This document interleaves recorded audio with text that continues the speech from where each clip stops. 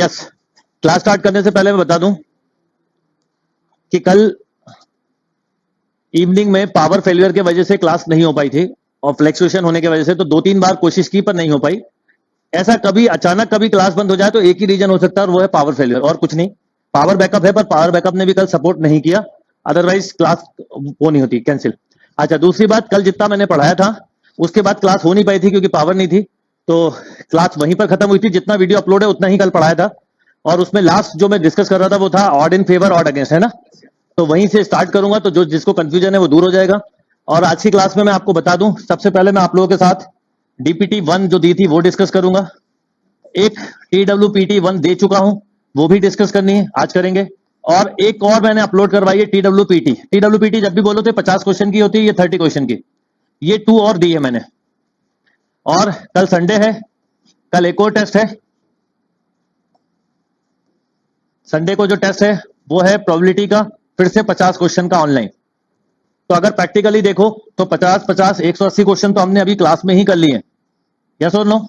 इसके अलावा थ्योरी पढ़ाते हुए जो प्रैक्टिस और टाइप करवाई थी उसमें आपको पता नहीं चला, पर 40-50 क्वेश्चन हो गए। वो एक ही टाइप से हम 4-4 10-10 क्वेश्चन करते थे। इसके बाद भी ये खत्म नहीं होगी कहानी। कैसा नहीं होगा कि ये खत्म हो गया प्रोबेबिलिटी। अगले वीक में इसी तरह के DPT 2, DPT 3 या TWPT 3, इसके काफी पेपर बनवाएंगे, सब दूंगा मैं आपको। मतलब मेरा टारगेट है कम से कम मैं क्लास में 400 से 500 क्वेश्चन पढ़ाऊं, आपको डिस्कस करूं। आप इन क्वेश्चन को जो मैं डिस्कस कर रहा हूं कम से कम 2 से 3 टाइम करिए, और साथ में सेल्फ स्कोरर के भी क्वेश्चन करिए। जो लोग अभी अभी ज्वाइन हुए हैं उनको एक चीज बता देता हूं, ओल्ड टेस्ट देने के लिए अभी ज्यादा बेचैन ना हो, बाद में देना। न्यू स्टूडेंट के लिए बोल रहा हूं ये बात, ओल्ड के लिए नहीं, कि जिन्होंने अभी ज्वाइन किया है वो ओल्ड टेस्ट ना दें। ओल्ड टेस्ट बाद में दे देना, ना भी देंगे तो अभी बहुत टेस्ट मिलेंगे, तो आपको न्यू टेस्ट देना है। पर न्यू टेस्ट में कल एक प्रोबेबिलिटी का हर एक को देना है, डॉगी भी सभी को देना है भले ही कम बने, और एक QALR का टेस्ट देना है। एनडीए वाले को एनडीए का फुल टेस्ट देना है, फुल लेंथ मैथ्स का, और उसके अलावा फुल लेंथ GAT का।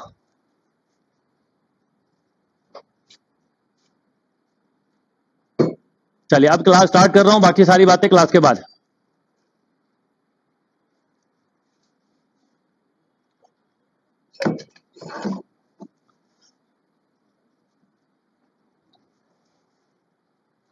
स्टार्टिंग के क्वेश्चन तो सिंपल भी थे, जहां मैं रुका था वो ये था, यहीं से पढ़ना स्टार्ट कर रहे हैं।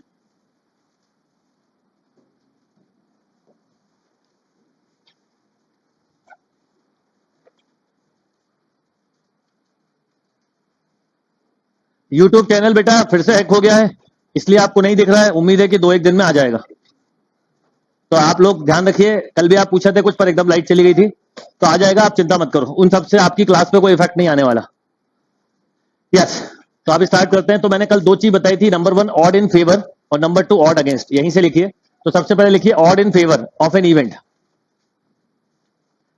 मनीष आप रिफ्रेश करो, जब कभी आपको ऐसा लगता है ना कि वॉइस नहीं आ रही है तो उसका रीजन आपका हो सकता है। अगर मेरे एंड से होता तो अब तक इतने मैसेज आ गए होते कि मैं 1 मिनट से ज्यादा बिना उसके चेक करे बिना बोल नहीं सकता। तो आप रिफ्रेश करो, आपको आवाज आने लगेगी। कई बार आप अपना मोबाइल या वो भी म्यूट कर लेते हो, फिर चिंता करते हो। जैसे कई बच्चों के जब मैं इंटरव्यू लेता हूं, अपना माइक म्यूट करते हैं, फिर बोलते हैं सर आवाज नहीं आ रही, आवाज नहीं आ रही। फिर बाद में पता चलता है उनका ही माइक म्यूट है, तो ऐसा ना हो। चलिए, तो सबसे पहले बात करते हैं, अब चलो पढ़ाना स्टार्ट करो। Odds in favour. Odd in favour होता है number of favourable cases upon number of unfavourable cases, याद रखना। और ऑड्स अगेंस्ट क्या होता है?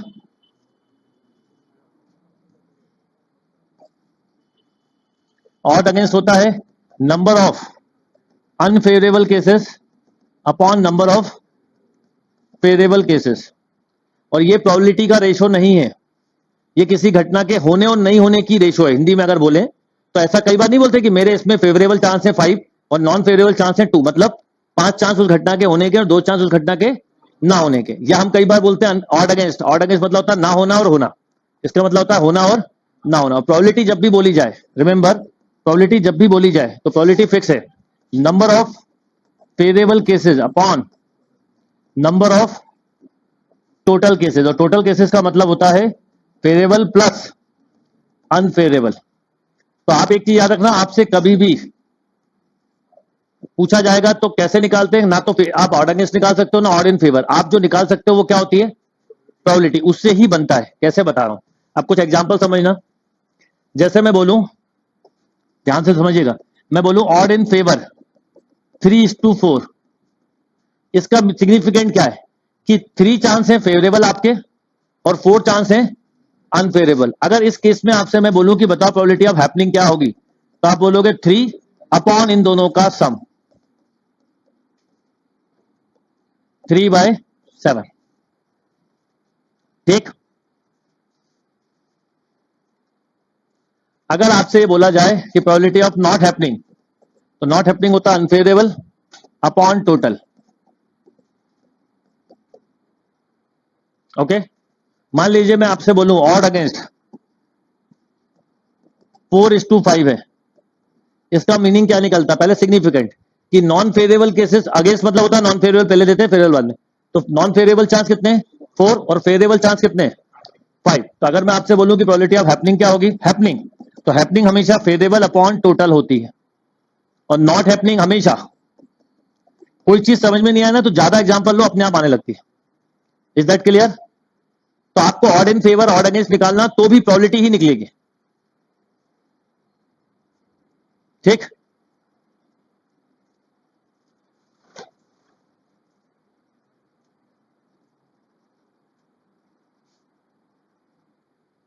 ये क्लियर?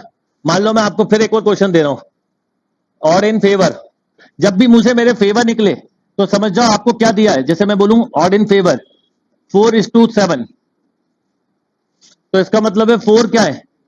फेवरेबल चांस, 7 अनफेवरेबल या नॉन फेवरेबल है ना, मतलब आपके अगेंस्ट है, ये अगेंस्ट है और ये आपके फेवर में।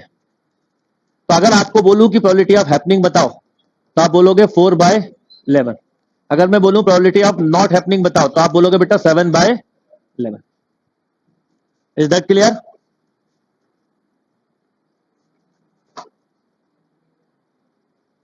ऑड अगेंस्ट, मान लो आपसे बोलूं 5:11 है ऑड अगेंस्ट, तो इसका मतलब है अनफेवरेबल चांस 5, फेवरेबल 11। तो अगर मैं बोलूं प्रोबेबिलिटी ऑफ हैपनिंग, तो आप बोलते हैं 5/16, सॉरी बिल्कुल सही, 11/16। और मैं बोलूं probability of not happening 5/16। Clear? अच्छा, एक चीज मान लो आपको स्टार्टिंग में ये बताओ कि प्रोबेबिलिटी ऑफ हैपनिंग 3/14 है, प्रोबेबिलिटी ऑफ हैपनिंग कितनी है? 3/14। और मैं बोलूं फाइंड ऑड इन फेवर, तो बताओ क्या होगा? पता आपको कैसे करना है? अगर आपसे मैं बोलूं ये देखिए ऑड इन फेवर, तो 3/14 में 3 माइनस करो, तो अब मैं बोलूं ऑड इन फेवर, तो ऑड इन फेवर तो आप बोलोगे 3/11, ऑड अगेंस्ट 11/3। तो आपको पेपर में कभी भी चाहे ऑड इन फेवर पूछे चाहे ऑड अगेंस्ट पूछे, आप नहीं निकाल सकते। आप निकालते क्या पहले? हैपनिंग या नॉट हैपनिंग, उससे फिर कुछ भी निकाल सकते हो। जैसे मैं बोलूं कि प्रोबेबिलिटी ऑफ नॉट हैपनिंग, एक क्वेश्चन समझना मेरा, प्रोबेबिलिटी ऑफ नॉट हैपनिंग है 2/5, तो बताओ ऑड इन फेवर क्या होगा? तो पहले तो बताओ 2/5 का मतलब है 2/2+3। नॉट हैपनिंग मतलब होता है ऊपर क्या होता है, तो अगर मैं ऑड इन फेवर पूछ रहा हूं तो बताओ क्या होगा? 3:2, और अगेंस्ट पूछूं तो 2:3। इज दैट क्लियर सभी को? अब तो ऑड इन फेवर, इसमें कंफ्यूजन नहीं होगा। तो अब देखो, कोई चीज अगर आपको कॉम्प्लिकेटेड लग रही है, आप उसी समय 5 क्वेश्चन सोच लो ना, आपके कॉम्प्लिकेशन खत्म हो जाएंगे। हम क्या होता है उसी में उलझे रहते हैं, उसी क्वेश्चन को सोचते हैं, इसलिए दिक्कत होती है। ओके, चलिए, तो अब ये जो क्वेश्चन है अब उस पे आए। कभी भी कोई चीज, मेरा पढ़ाने का एक नेचर होता है, आपको भी ऐसी, जैसे मान लो मुझे ये नहीं पता, तो मैं 2 काम करता हूं पढ़ाते हुए, आपने देखा होगा, या तो मैं बोलता हूं जब पढ़ाऊंगा जब करूंगा इस क्वेश्चन को, या फिर मैं उसकी क्या करता हूं, थ्योरी बताता हूं, फिर क्वेश्चन पे आता हूं। आप भी जब प्रैक्टिस करते हो, तो मान लो आपने, जैसे मैंने प्रोबेबिलिटी अभी पूरी पढ़ाई नहीं, आप प्रैक्टिस कर रहे हो, आपको 100 क्वेश्चन है मान लो बुक में, 200, अब आपको 10 क्वेश्चन का नंबर या 11 नहीं बन रहा, तो आप उस समय मत सोचो कि बन जाए, आप आगे बढ़ जाओ, उसको स्किप करके अगले क्वेश्चन करो, उसको स्किप करके अगले करो, फिर क्योंकि जब, या फिर उसकी उसी समय उसकी थ्योरी पढ़ो। अब क्योंकि आप मुझसे पढ़ रहे हो, तो आपको उस समय उसकी थ्योरी पढ़ने का मैं सजेशन नहीं दूंगा, मैं कहूंगा लीव कर दो, जब मैं पढ़ाऊंगा जब पढ़ना, क्योंकि मेरे साथ पढ़ने का फिर आपका वो टाइम बच जाएगा। फायदा क्या होता है बताओ? क्लास ज्वाइन करने का क्या फायदा है कि आपको जो चीज आपको खुद समझना है, उसको समझने में 4 घंटे लगेंगे, मैं समझाऊंगा 1 घंटे में, यानी आप 4 टाइम फास्टर हो सकते हैं किसी क्लास को सही जगह से अगर ज्वाइन कर रहे हैं, तो ये ध्यान रखिएगा। आप देखो ये क्वेश्चन क्या है, a party of 23% take their seat at a round table, 23 लोगों को राउंड टेबल पे बिठाना है, तो अगर 23 लोगों को राउंड टेबल पे बिठाना है तो आपको पहले क्या सोचना है, टोटल केसेस। अगर लीनियर बिठाना होता तो 23 को सीधा सीधा फैक्टोरियल 23 होता, और राउंड टेबल के चारों ओर बिठाना है तो फैक्टोरियल 23 माइनस 1 होता है। यस और नो? राइट, ये हो गया। अब 22 होगा वे। अब मुझे एक बात बताइए, ये तो हो गया टोटल केसेस। अब इसमें ये ऑड अगेंस्ट पूछा, वो भूल जाना। फिर बोला है 23% take their seat at a round table, the odd against भूलो। Two particular person sitting together, दो लोगों को हमेशा एक साथ रखना है, ठीक है। दो लोग ऐसे हैं जो हमेशा एक साथ बैठना चाहते हैं, तो किसको बिठाना? आप ही को। तो ये जो 23 लोग हैं, इनमें से दो लोगों को आपने पहले अलग कर दिया, तो बचे कितने? 21। और इन दो को क्या मान लिया? एक ग्रुप। तो टोटल लोग कितने हो गए? 22 लोगों को सर्कल पे बिठाने के तरीके, यस और नो? पर जो दो लोग हैं वो अपनी जगह चेंज करेंगे, फैक्टोरियल 2। इसको सॉल्व किया तो फैक्टोरियल 21 इंटू 2 अपॉन 22, तो 2/22 मतलब 1/11। ये तो प्रोबेबिलिटी ऑफ हैपनिंग है, यानी प्रोबेबिलिटी ऑफ हैपनिंग आपको मिली है 1/11, तो 1/1 + 10, 1/1 + 10। अब अगेंस्ट पूछा है कि फेवर, अगर फेवर बोला होता तो बोलो 1/10, अगेंस्ट बोला है तो 10/1। देखो आपको एक आंसर 10/1 भी दिया और एक 1/10 नहीं दिया, देना चाहिए था। तो क्या आंसर हो गया बोलो अभी? 10/1।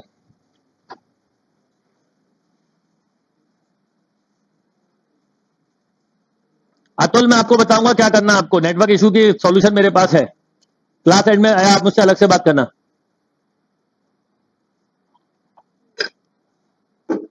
कोई कंफ्यूजन किसी को? तो आप odd against, odd in favour का कभी भी कोई क्वेश्चन है भूल जाना, ऑड अगेंस्ट पूछा, ऑड इन फेवर, पहले क्या निकालना है? प्रोबेबिलिटी। उसके बाद जो बोला वो निकाल सकते हो। कोई सोचे मैं डायरेक्ट ये निकाल सकूं, तो ये निकल ही नहीं सकता डायरेक्ट, ये तो रेशो है।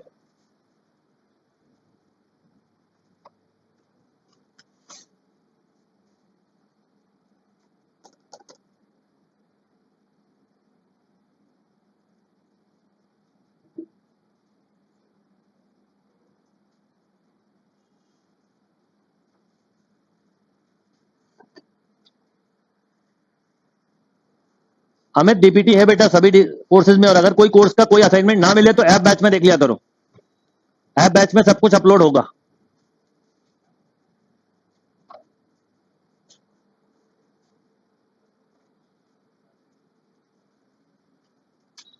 ओके, कोई कंफ्यूजन किसी को? चलिए अगले क्वेश्चन पे आते हैं। देखिए कितना लिखा है, 8 कॉइन। जैसे ही 3 कॉइन से ज्यादा है तो फॉर्मूला कौन सा याद आना चाहिए? पहले फॉर्मूला मैं थोड़ा इस बार अलग ढंग से लेके चलूंगा। NCR/2, क्वेश्चन बाद में पढ़ेंगे, दिमाग में क्या आना चाहिए पहले ये ध्यान रखो। अब पढ़ते हैं। 8 coin are toss at a time, the probability of getting at least 6 head, मतलब कम से कम 6 हेड आए। 8 में से कम कितने? 6, तो 6 भी आ सकते हैं, 7 भी, और तो क्या बोलोगे? 8C6, हो सकता है 7 आए। अच्छा, हम कुछ कैंसिल नहीं करते हैं, इसलिए डिनोमिनेटर सेम बना रहता है, 2 पावर 8। 8C6 कितना? 8 इंटू 7, 28 प्लस 8 प्लस 1 अपॉन 256, तो 37 अपॉन 256। हर्षित 23 माइनस 1 इसलिए किया क्योंकि सर्कुलर परमुटेशन है वहां। आपने अगर किसी ने बाई चांस परमुटेशन कॉम्बिनेशन अभी भी पूरा नहीं किया तो कर लो एक बार। अब आपको इस वीक का टास्क ही यही है, अगले 2 वीक तक, मतलब कम से कम नेक्स्ट वीक में आपको एक ही चीज पढ़नी है। बताओ क्या? हर बच्चे को चाहे पढ़ भी चुका, सेट, पीएनसी, और ये 3 टॉपिक के अलावा कोई चौथा टॉपिक मत देखना अभी। हर बच्चे को जो पूरा पढ़ चुका उसको भी बोलूंगा, इसी की प्रैक्टिस बार बार करो, क्योंकि इसकी बार बार प्रैक्टिस के बाद भी मैं अभी बता रहा हूं, हो सकता है 25% फिर भी समझ में ना आए, पर वो टाइम के साथ आएगा। इस बार हमने बहुत पहले कर लिया, अब ये एग्जाम तक ये टॉपिक आते रहेंगे तो मैं आपके सारे डाउट कवर कर दूंगा, हर तरह के डाउट। हर पेपर में कोशिश करूंगा संडे के नए क्वेश्चन दूर, उनका डिस्कशन करा करेंगे।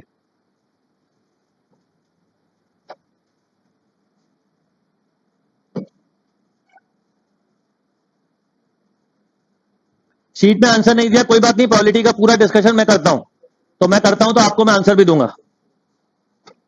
ये क्लियर बेटा? तो जैसे ही 3 कॉइन से ऊपर, 3 कॉइन नहीं, 2, वैसे तो ये फॉर्मूला कहीं पे भी यूज कर सकते हो, 1 कॉइन के लिए भी है, 2 के लिए भी, 4 के लिए भी, पर जैसे ही आपने देखा आपने फट से यूज कर लिया। चलो ये वाले क्वेश्चन हमने नहीं करे थे, अब आज करते हैं। बैग में बॉल पड़ी हुई है तो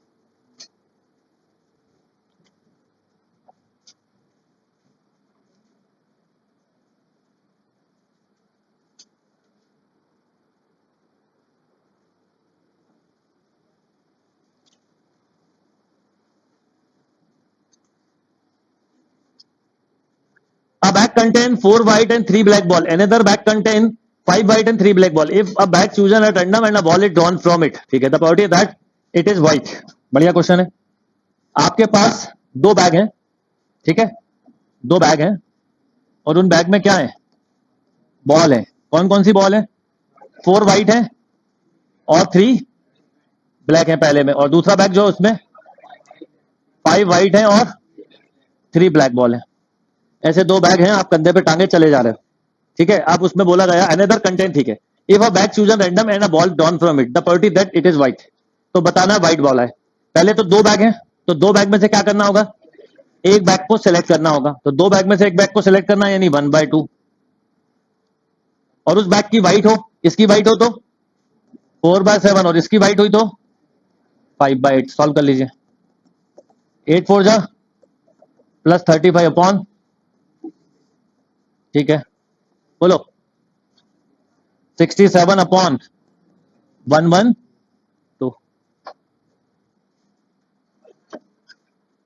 क्या हो गया। मुझे पता था कि कुछ ऐसा बोलेंगे ही बोलेंगे कि एक बैग को सिलेक्ट किया तो 2C1 क्यों नहीं लिखा सर। नहीं, यही तो आप समझाता हूं अभी, कहां 2C1 लिखना और कहां नहीं लिखना। Ball is white. अभी आगे जाके ये क्वेश्चन बेस थ्योरम में भी आता है कि निकली गई बॉल व्हाइट है पर वो बैग ए या बैग बी की हो, वो दूसरी टाइप होती है। तो सबसे पहले सुनिए, आपके पास दो बैग हैं, दो बैग सिलेक्ट नहीं करना, दो बैग में से कोई एक बैग को सिलेक्ट करना, तो 2C1 ही आएगा। तो ये 2C1 नीचे लिखा जाएगा और उसमें से कोई एक बैग लेना है, एक बैग आउट ऑफ 2 बैग, इसलिए 1/2 आएगा। प्लेइंग कार्ड में ऐसा क्यों नहीं होता। प्लेइंग कार्ड में जैसे मैं बोलता था 4 सूट था, 4C1 ऊपर लिखते थे, वहां एक ही गड्डी होती थी, दो गड्डी नहीं। अगर दो गड्डी होंगी और मैं बोलूंगा 1 card drawn at random and 1 या डायमंड, तो पहले दो गड्डी में से एक गड्डी सिलेक्ट करोगे तो 1/2 ही लिखते। वहां एक सिंगल गड्डी की बात हो रही होती। यहां पर मान लो एक ही बैग होता, मान लो थोड़ी देर के लिए मैं यही बैग देता, तो बोल बताओ क्या होता। अगर मान लो बैग ए ही होता तो आप यही बोलते ना सर 4C1 अपॉन, जैसे प्लेइंग कार्ड में करते हो। पर दो बैग हैं तो दो बैग में से क्या करना पड़ेगा, एक बैग को सिलेक्ट करना, इसलिए क्या 1/2, और उस बैग की कौन सी बॉल, व्हाइट। ये उसका फंडामेंटल लॉजिक है। ये इतनी बड़ी बिगेस्ट मिस्टेक है जो लोग करते हैं। 2C1 वाली मिस्टेक बहुत कॉमन है, ये खतरनाक मिस्टेक है। जब एक ही ऑब्जेक्ट होता है तो लिखा जाता है सर। जब मान लो 3 बैग होते हैं तो क्या करते, 1/3, 4 बैग होते 1/4। आप इसको ऐसे सोचो, 52 पत्तों की 3 गड्डी होती तो क्या करते, पहले 1/3, इन 3 में से कोई एक गड्डी, फिर उसका एक कार्ड। वही सेम लॉजिक है। खैर आएगा धीरे धीरे समझ में, थोड़ा सा टाइम लगता है। प्रोबेबिलिटी टॉपिक ही ऐसा है। अभी आप देखोगे मैंने जो शीट दी उसमें भी इसी तरह के क्वेश्चन है, डेटा चेंज है, तो बार बार जब वो क्वेश्चन आएंगे कुछ नई चीजें मेरे से सुनोगे तो आपको पकड़ में आता जाएगा। और यहां प्लस क्यों आया पता है ना, क्योंकि या तो बैग ए से बॉल आई होगी, इसको ऐसे सोच सकते हो, बैग ए को आने की प्रोबेबिलिटी 1/2, उससे व्हाइट आने की 4/7, या फिर बैग बी आने की प्रोबेबिलिटी 1/2, उससे व्हाइट आने की, अब वो मैंने 1/2 कॉमन लिख दिया था बस, और कुछ नहीं किया। डन। चलिए अगला क्वेश्चन।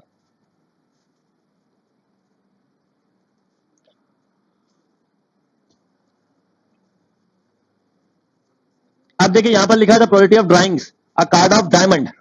डायमंड कितने, तो 13C1 bye,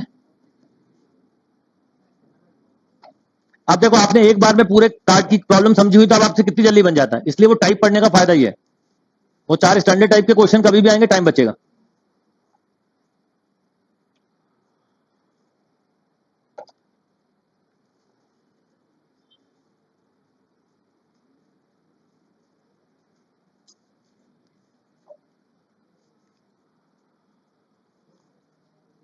okay next, the probability of throwing number greater than 3 with a dice. Number greater than 3 मतलब 3 से बड़ा नंबर आए, तो 3 से बड़े कौन से होते हैं, ऐसे 3 नंबर आए आउट ऑफ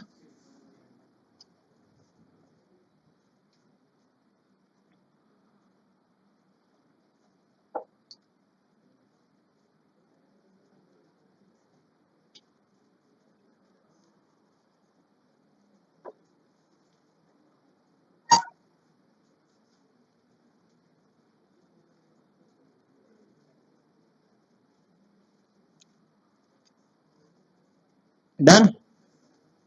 कोई कंफ्यूजन?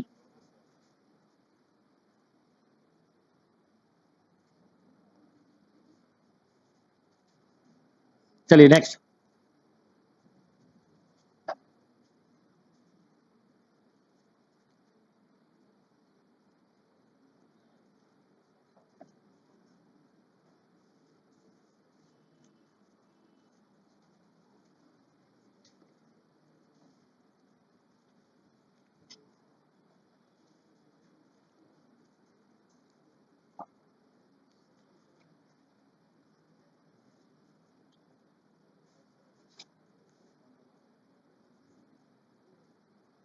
बोलिए।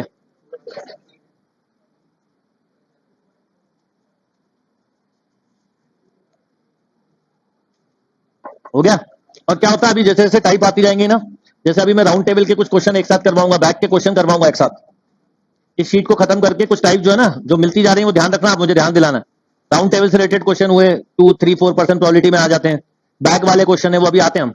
अब देखो यहाँ लिखा है husband and wife appear in interview for 2 vacancies. पहले बताइए वैकेंसीज कितनी है? 2।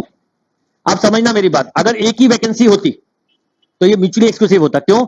एक ही वैकेंसी, हस्बैंड का सिलेक्शन हो गया तो वाइफ का, और वाइफ का हो गया तो वैकेंसी कितनी है और लोग कितने जा रहे हैं? हस्बैंड और वाइफ, तो दोनों के चांस हैं, एक के भी चांस है और दोनों के रिजेक्ट होने के चांस भी। यस और नो? अब क्वेश्चन देखते हैं। Husband and wife appear in interview for 2 vacancies in same post.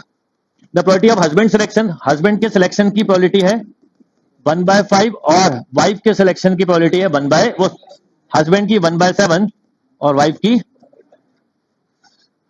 Probability that only one of them selected. ठीक है, कोई एक ही सिलेक्ट हो।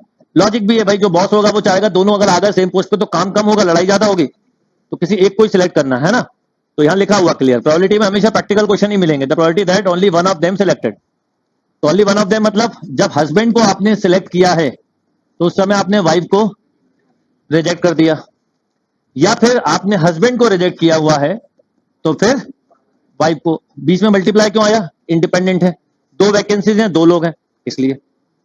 अब हस्बैंड के सिलेक्शन के चांस, वाइफ के ना सिलेक्शन के चांस। बार जब भी लिखा हो ना, कभी भी किसी के ऊपर मैं बार लगा दूं तो आप डायरेक्ट ये याद रखा करो। तो ये कितना हो गया? 4/5। अच्छा, हस्बैंड ना सिलेक्ट हो, वाइफ सिलेक्ट हो, सॉल्व करो। 10 बाय यानी 2/7।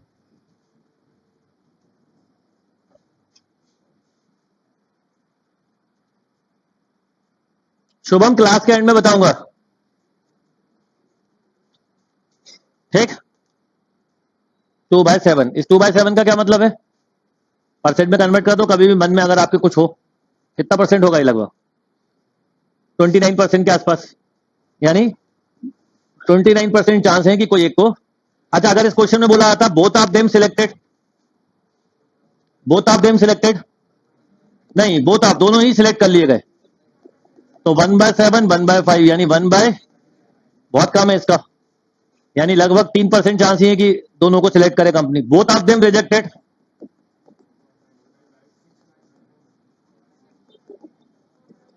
24/, काफी हाई चांस है। क्यों? क्योंकि both of them reject, company का बॉस सोचेगा किसी एक को सिलेक्ट कर लूंगा, ये काम तो करेगा नहीं, ये कोशिश करता रहेगा दूसरी पोस्ट अपने वाले की लगवाऊंगा। हस्बैंड हुआ तो वाइफ की लगवाने के जुगाड़ में रहेगा, वाइफ हुई तो हस्बैंड की, तो इससे अच्छा दोनों को ही नहीं लो। ठीक है, तो उसके सबसे ज्यादा चांस है।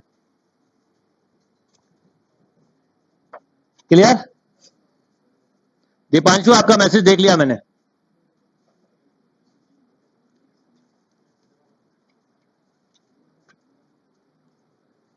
अब मन में क्वेश्चन आएगा कि मान लो एक वैकेंसी होती तो क्या होता? तो एक वैकेंसी होती तो पहले तो ये नहीं लिखा होता, अगर 1 ही होती तो ये लिखा होता हस्बैंड एंड वाइफ सिलेक्टेड, तो सीधा सीधा ऐड कर देते, म्यूचुअली एक्सक्लूसिव है ना। उसकी लैंग्वेज अलग होती है, इसलिए इसमें मत बनाना, उसकी लैंग्वेज अलग होगी, पर बताऊंगा जब आएगा। अभी जो क्वेश्चन दिए वो करवाऊं, फिर उसके बाद कुछ टाइप जो मेरे दिमाग में आती आ रही है वो करवाऊंगा। चलिए, ये तो सीधा सीधा फॉर्मूला है, ये पिछले वाला ही भाई बहन है। A and B are two events, the probability that exactly one of them, exactly one out of them, तो exactly one का मतलब होता है जब A हुआ है तो B नहीं होगा, और जब A नहीं हुआ है तो B होगा। लॉजिकली इसका मतलब ये है।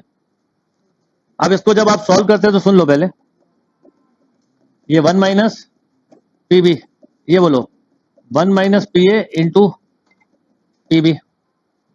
अब बोलो P A plus P B minus 2 times P A into, ऐसा भी लिख सकते हो फॉर्मूला।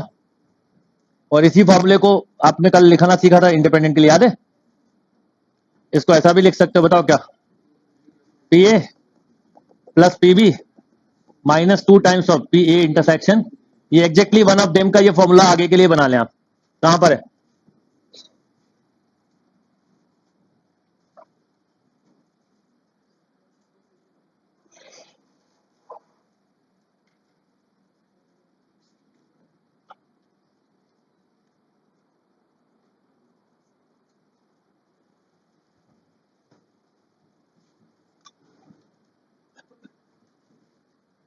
आ रहा है समझ में?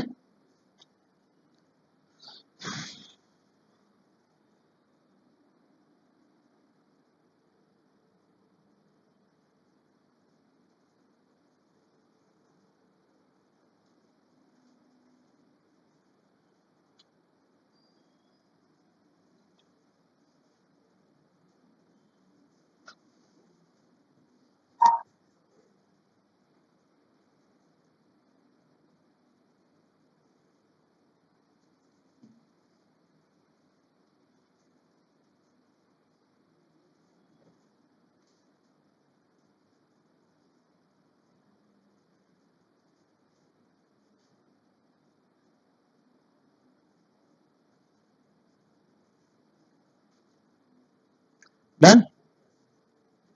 तो ये फॉर्मूला याद रखना चाहो तो रख लो। अभी हमने इस पे बेस क्वेश्चन किया ना, अभी हस्बैंड सिलेक्शन वाइफ ना हो, वाइफ हो हस्बैंड ना हो, वही है।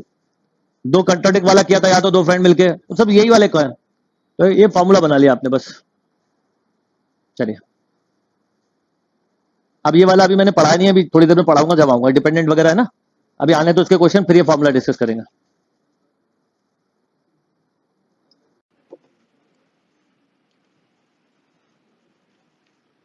A number is chosen from first 120 natural number.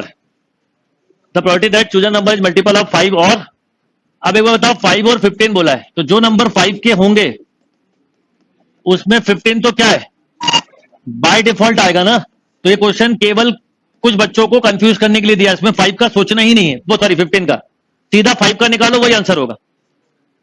अगर आप मान लो ऐसा सोचो भी कि मैं पहले 5 का निकालूं, 5 union 15, logically 5 15 minus common, common भी क्या होगा बताओ?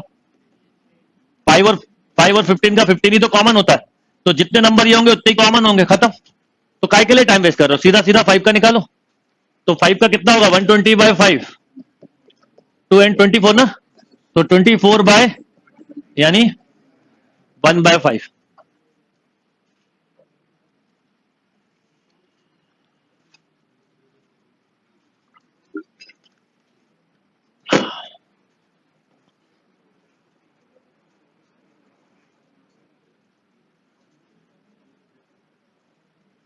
Done? An integer is chosen at random from first two, ये करे थे हमने, इनफैक्ट यही क्वेश्चन किया था। 200 digit the probability that integer divisible by 6 और 8। तो ये जो टाइप कवर करने से, जैसे मैंने अभी बोला ना आपको, बैक से रिलेटेड क्वेश्चन करवाऊंगा या सर्कल के डायलिंग का, क्यों? क्योंकि करवा दूंगा तो फिर जब भी आएंगे आप उलझोगे नहीं उसमें। तो अभी ये अपन ने काफी किए हैं, इसमें 6 इंटरसेक्शन क्या, तो P6 प्लस बोलो, हाँ यूनियन आएगा यहाँ, माइनस P6 इंटरसेक्शन 8। अब मैंने आपको डायरेक्ट तरीका बताया, तो वो दिमाग में रखो, 200 में 6 का डिवाइड करो मेंटली, 33 पॉइंट समथिंग, 8 का करो 25, 6 और 8 का एलसीएम बोलो, 6 और 8 का एलसीएम 48 मत बोलना, हाँ 24, 48 बोला तो आधे नंबर कम हो जाएंगे। 24 के कितने केसेस होंगे, 8, तो माइनस ऑफ 8, तो आंसर हो गया 1/4। जब आप कोई चीज कंसेप्ट बना के कर लो ना, उसका क्वेश्चन आएगा, आपसे नहीं छूटेगा एग्जाम में।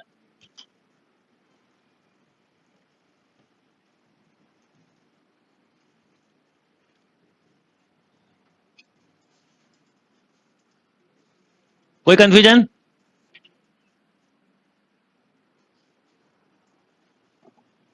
कभी कभी बेटा ऐसे फॉर्मूले बेस्ड क्वेश्चन आते हैं, जो फॉर्मूले में लिखवाता हूं उसका पर्पज यही होता है। ये तो हो गया होगा, सीधा सीधा फॉर्मूला यूज करना है।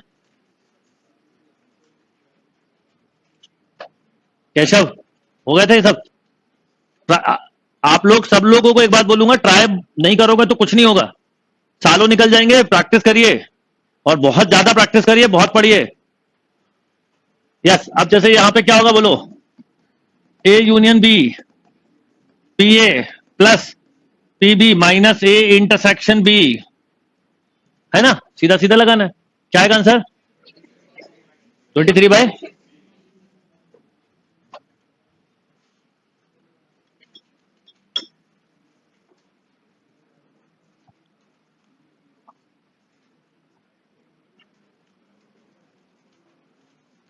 मुकुल, क्लास के पहले थोड़ा सा पढ़ना है। तो आपने यहां ए रखा, बी रखा, माइनस कॉमन, एलसीएम लिया 3 4 5 का 60, 20 15 माइनस 12, क्यों?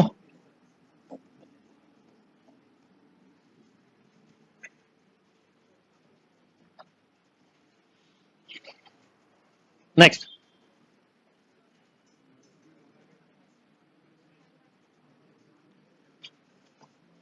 कैलेंडर हमने अच्छे से समझा है। देखिए कैलेंडर का क्या क्वेश्चन है, द प्रोबेबिलिटी दैट, क्या लिखा है word.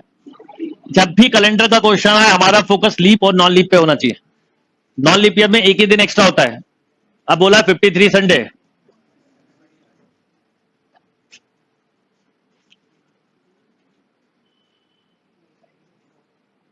Done.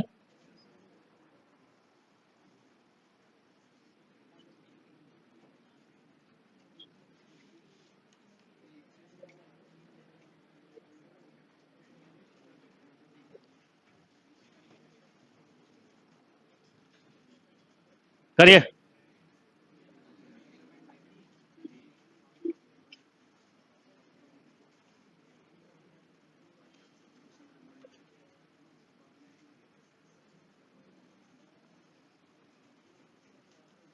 A and B are two events such that PA 0.42, PB 0.4, AB 0.16, the probability of A naught. A naught का मतलब होता है, A naught का मतलब होता है A बार, मतलब 1 माइनस PA, तो 1 माइनस 0.42, तो पॉइंट। अब आपके मन में ये आएगा कि सर इतना क्यों दिया है, क्योंकि कुछ होशियार इतने दिए हुए में उलझे रहेंगे। कई बार ज्यादा होशियारी बड़ी भारी पड़ती है, नहीं है जरूरत, कोई और डेटा की जरूरत नहीं थी, पर दिया इसलिए कि कुछ लोग कंफ्यूज हो। ऐसा होता है, आपको लग रहा है ये बात, पर ये सच में होता है। अरे ये दिया, कुछ तो मतलब होगा, कुछ ना कुछ तो मतलब होगा ही होगा। मेरा इंट्यूशन ये कहता है कि कुछ ना कुछ होगा, बाकी सब नहीं सोच पाएंगे, पर मैंने देखो ये चीज आ गई दिमाग में मेरे कि इसमें कुछ ना कुछ है नया, और मैं वो करके ही छोड़ूंगा।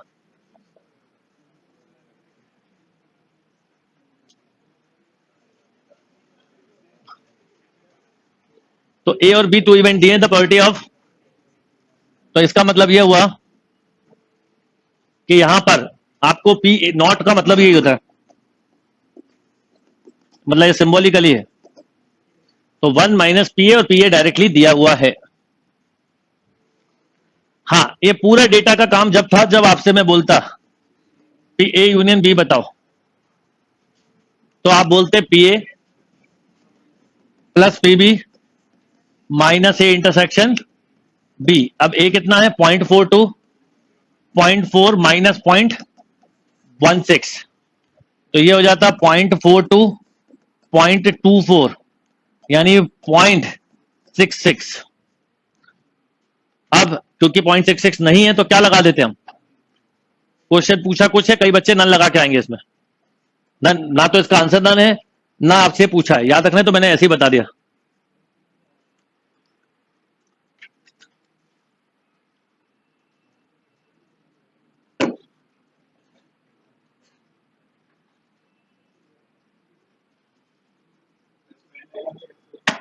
ये वेन डायग्राम वाला क्वेश्चन ही नहीं है। बाकी वेन डायग्राम से सोचना है, पी ए नॉट का मतलब होता है ये ए है, ये ए है, ये बी है, तो नॉट मतलब होता है ये सर्कल छोड़ दो, यानी बी माइनस ए को बोलते हैं। ये वाला सेक्शन बताना था।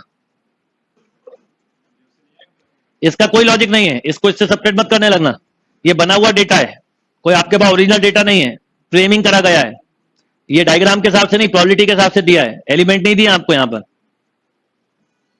देख लिया आपने, चला लिया ना कुछ लोगों ने दिमाग, इसलिए बता रहा था मैं। यही दिमाग, अब सोचो यहां तो मैं हूं, पेपर में कौन होता है? कोई नहीं होता, तो और ज्यादा चलाते। नहीं नहीं नहीं यार, यही क्वेश्चन था जिसमें मैं जीतने वाला हूं, आगे निकलूंगा। कुछ ना कुछ तो होगा ही होगा, इसका मतलब दिया, इसको इससे अगर माइनस कर दूं तो पीए नॉट बचेगा। वो तो किस्मत है कि नहीं दिया है, दिया है कि नहीं? 0.24 दिया होता तो कुछ लोग ये लगा देते।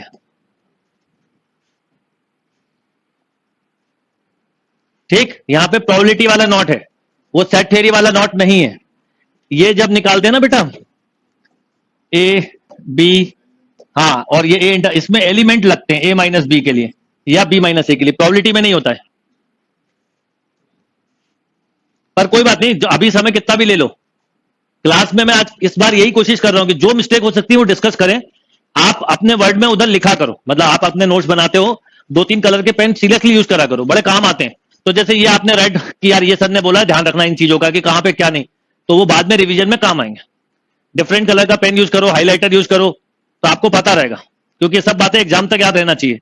और आपको तो मैं पढ़ाना कैसा चाह रहा हूं कि एग्जाम तक नहीं, जैसे ही बोलता हूं मैं आपके बच्चों तो आप कितने खुश हो जाते हो, है ना? भैया उसके लिए कुछ करना पड़ेगा, जब शादी होगी तो शादी ही नहीं होगी।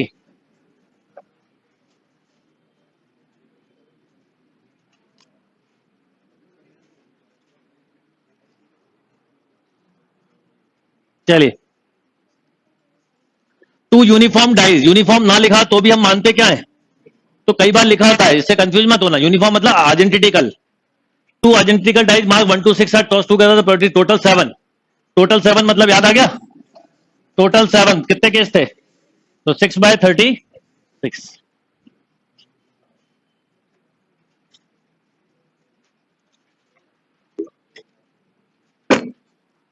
Okay, next.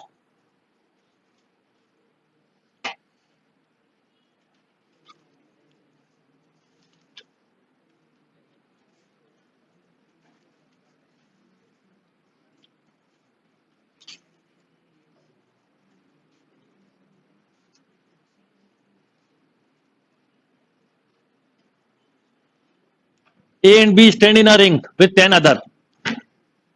If arrangement of 12% is at random, the probability that there are exactly 3% between A और B के बीच में exactly 3% हो।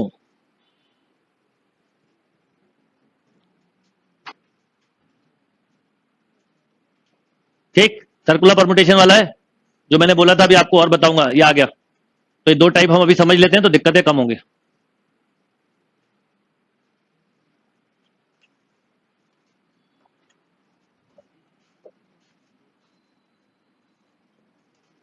चलिए, सबसे पहले बोला a and b stand in a ring with 10 other. A और बी जो है वो 10 लोगों के साथ खड़े हो रहे हैं, तो 12 कितने लोग होगा, टोटल होगा इफ अरेंजमेंट ऑफ 12%, लिख दिया ना भाई। 10 लोग हैं और ए और बी अलग हैं, तो मिला के कितने हो गए, 12 लोग। आप याद रखिए, जिन लोगों ने कॉम्बिनेशन नहीं पढ़ा उनको बोल रहा हूं कि सर्कल में अगर एन ऑब्जेक्ट को अरेंज करना है तो टोटल अरेंजमेंट होते हैं फैक्टोरियल n-1, और एन ऑब्जेक्ट को लाइन में अरेंज करना है तो फैक्टोरियल n ही होता है। अब ये क्वेश्चन को थोड़ा सा हमें सोचना पड़ेगा।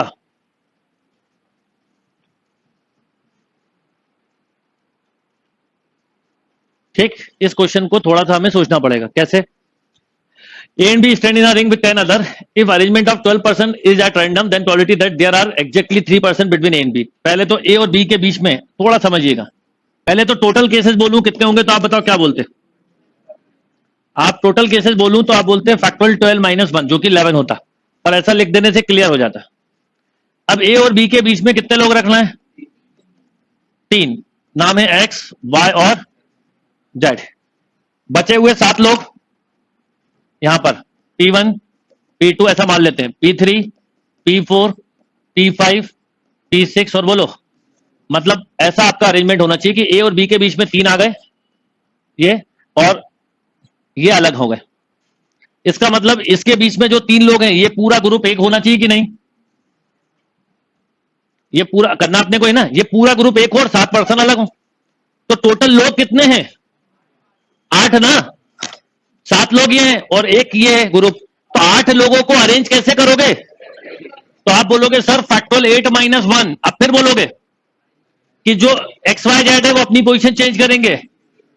फैक्टोरियल 3 ए बी और बी हो सकता है। फैक्टोरियल 2 पर ये कंप्लीट नहीं है, इसमें एक मिस्टेक है। पहले मुझे 10 में से एक्स वाई जेड लाना पड़ेगा निकाल के।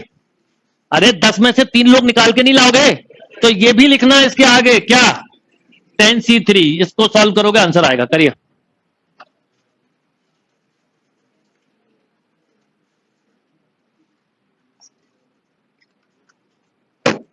फिर समझा रहा हूं, चिंता मत करो आप।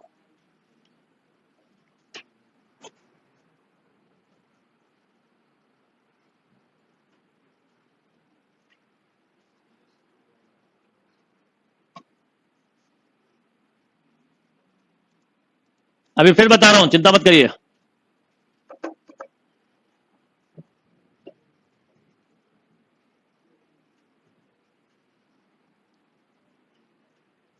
पहले बताइए टोटल लोग कितने हैं?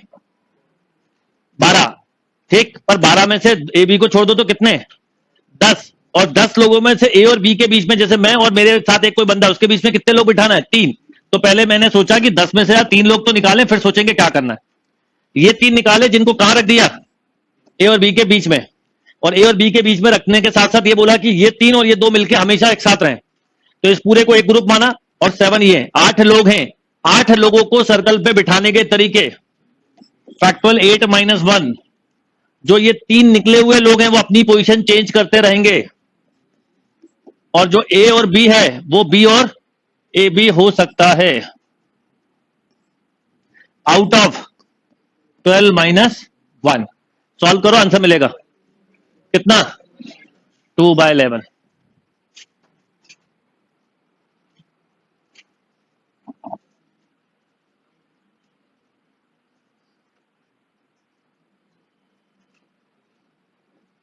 समझ में आया? तो 10C3 क्यों पहले समझ में आया?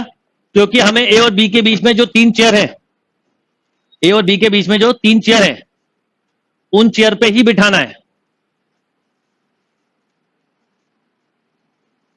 ठीक, तो पहले 10 में से 3 निकालो, ए बी के बीच में 3 लोग डाल के टोटल ग्रुप बनाओ, और फिर उनके भी अरेंजमेंट हुए आउट। नीचे तो वही होगा, नो रिस्ट्रिक्शन, जो सबसे पहले डिसाइड होता है। सॉल्व करना कई बार मुश्किल लगता है, पर कोई मुश्किल होता नहीं है। 10 - 9 8 अपॉन 3 - 1 फैक्टोरियल 7 फैक्टोरियल 3। फैक्टोरियल 3 मतलब 3 - 1 इंटू 2, क्यों? Out of factorial 11। अब सुनो, 3 - 1 से 3 - 1 कैंसिल। फैक्टोरियल 11 का मतलब है 11। अच्छा, ये 7 फैक्टोरियल है, 8 9 10, ये पूरा मिलके हो गया फैक्टोरियल 10। तो आप 11 इंटू फैक्टोरियल 10 लिख सकते हो, तो ये भी कैंसिल। तो बचा क्या? 2/11।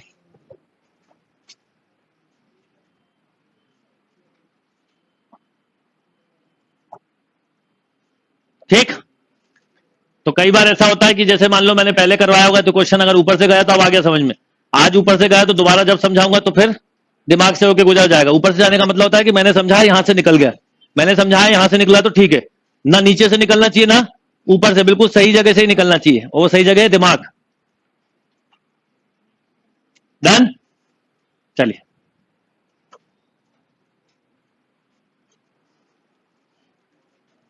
अब देखो यहां पर क्या वर्ड यूज हुआ है? ऑड अगेंस्ट, और दूसरे में ऑड इन फेवर। कीवर्ड पे अंडरलाइन करोगे तो दिक्कत नहीं जाएगी। बाई चांस पिछला क्वेश्चन समझ में नहीं आया तो एक बार और सोचना, फिर आएगा।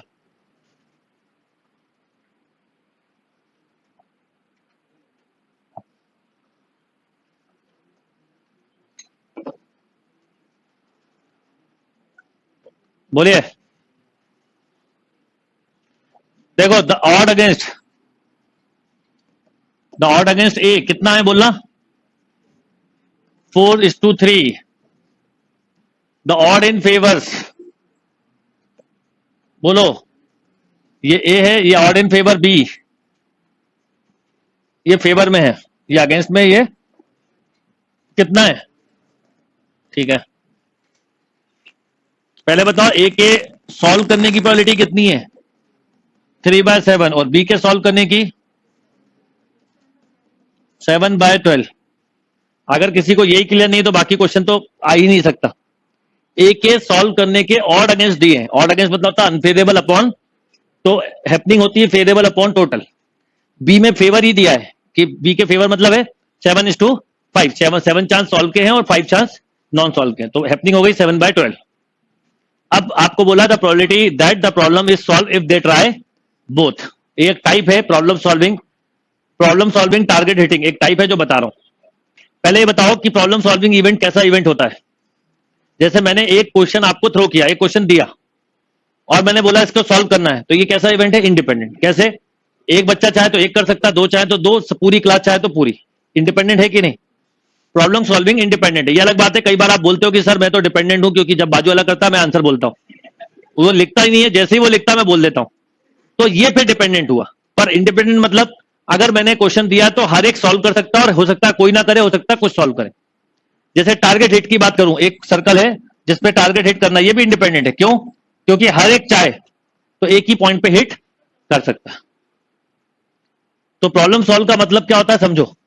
प्रॉब्लम सॉल्व का मतलब होता है ए ने करा तो भी सॉल्व हो गया, जैसे मैंने क्लास में दिया, एक ने करा तो भी तो प्रॉब्लम सॉल्व हो गया, और दो ने करा तो भी, चार ने करा तो भी, और सब ने करा। तो जब भी कभी ये लिखा हो प्रॉब्लम विल बी सॉल्व, याद रखना क्या? Problem will be solve. तो आप हमेशा के लिए कंसेप्ट बना लीजिए,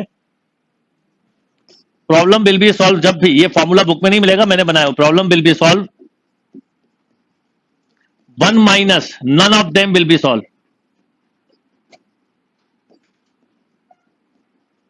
मतलब वन माइनस एक ने भी सॉल्व नहीं किया है।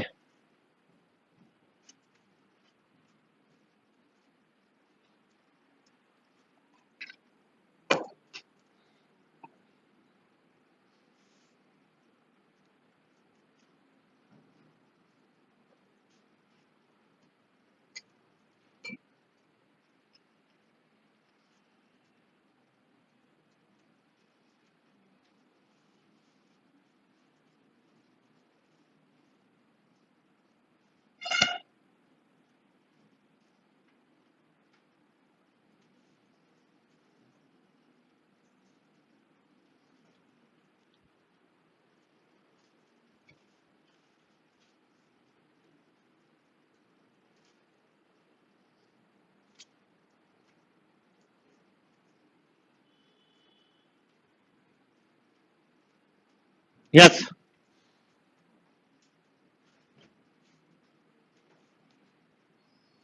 तो प्रॉब्लम विल बी सॉल्व मतलब one minus none of them, यानी अगर कोई भी ना करे और वन माइनस कर दो तो एटलीस्ट वन ऑफ देम हो गया ना। Problem will be solve logically मतलब होता है at least one of them. Logically इसका मतलब ये होता है, अगर मैंने दो लोग हैं, तीन लोग हैं, चार लोग हैं, पांच लोग हैं, किसी एक ने भी वो काम कर दिया तो काम हो जाएगा। जैसे रूम में लाइट ऑन करना है, 50 लाइट है, एक भी करी तो लाइट तो हो गई ना रूम में, कम होगी मान लिया, पर अंधेरा तो नहीं होगा। दो करेंगे तो लाइट बढ़ जाएगी, तीन करेंगे और बढ़ जाएगी, पूरी कर देंगे तो पूरा रूम एकदम लाइट में हो जाएगा। वैसे ही है, तो problem will be solve but जब भी बोला जाए तो इसका मतलब होता है कोई ने भी वो काम नहीं किया और उसको वन माइनस कर दो, तो वन माइनस का मतलब होता है एटलीस्ट वन ऑफ देम, तो वो काम 100% श्योर है हो गया होगा। मैंने एक क्वेश्चन दिया, कोई एक बच्चा कर दे या सारे कर दे या कुछ कर दे, प्रॉब्लम तो सॉल्व हो गई ना, प्रॉब्लम खत्म। हमारा एम क्या होता है? प्रॉब्लम को सॉल्व करना। तो ये टाइप ये होती है, इसलिए कंफ्यूज मत होना। तो आप बताओ इसमें क्या हो जाएगा? वन माइनस ए के, पहले तो ए के बता, अभी निकाला था मैंने, ए की सॉल्विंग प्रॉब्लम, वो प्रोबेबिलिटी है 3/7, और बी की बोलना, तो प्रॉब्लम विल बी सॉल्व मतलब वन माइनस ए ने भी नहीं किया और बी ने भी नहीं किया, यस और नो? ये कैंसिल 3 टाइम्स, तो 1 माइनस 5/21 यानी 16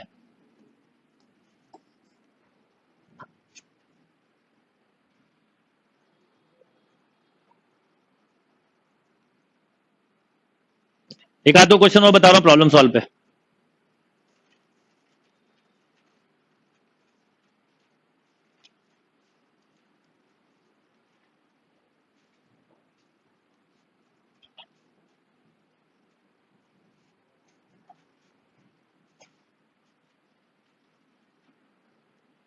जैसे मान लो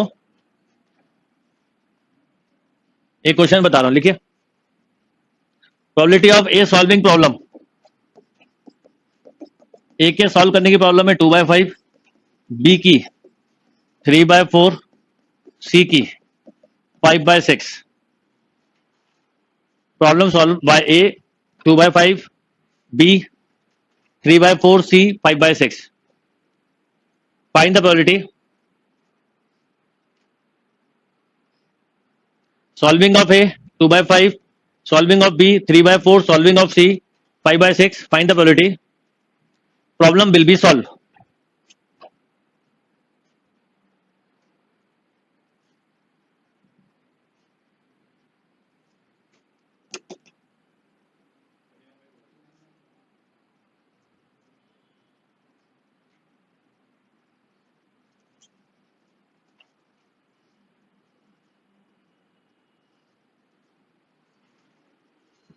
बोलो।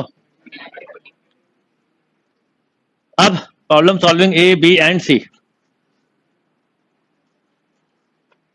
तो अगर मैंने बोला है प्रॉब्लम विल बी सॉल्व, तो मतलब 1 माइनस ना ए ने किया, ना बोलो बी ने किया और ना सी ने किया। तो ए के ना सॉल्व करने की 3/5, क्यों? बी के ना करने की 1/4 और सी के ना करने की 1/6। सॉल्व कर दो इसको बेटा, ये कैंसिल 2 टाइम्स, तो 1 माइनस 40 यानी 39/40। इसी क्वेश्चन का बताना, all of them solve the problem. All of them solve the problem, सभी ने प्रॉब्लम सॉल्व की हो। All of them solve the problem.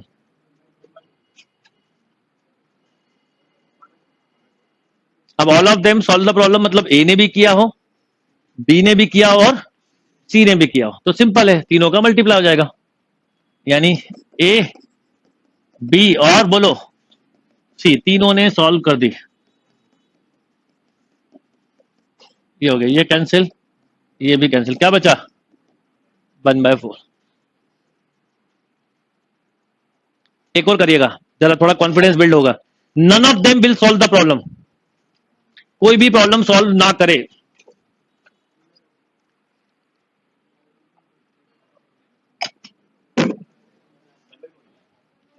None of them will solve the problem. किसी ने भी प्रॉब्लम को सॉल्व नहीं किया है।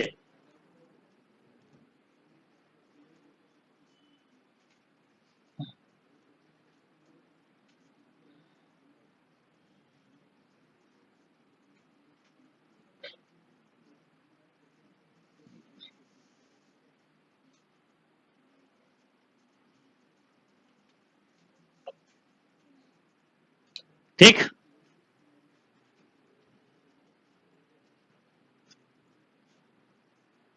नन ऑफ देम मतलब ना ए ने किया, ना बी ने किया और ना ही सी ने किया। कोई भी प्रॉब्लम सॉल्व ही नहीं कर पाया। तो 3/5, 1/4 और 1/6। क्यों बेटा? तो बोलो 1/40। एक और क्वेश्चन लिखो, मुझे आपके कंसेप्ट बिल्ड हो जाएंगे उससे। Exactly one of them solve the problem. कोई एक ही सॉल्व कर पाए problem. Exactly one of them solve the problem.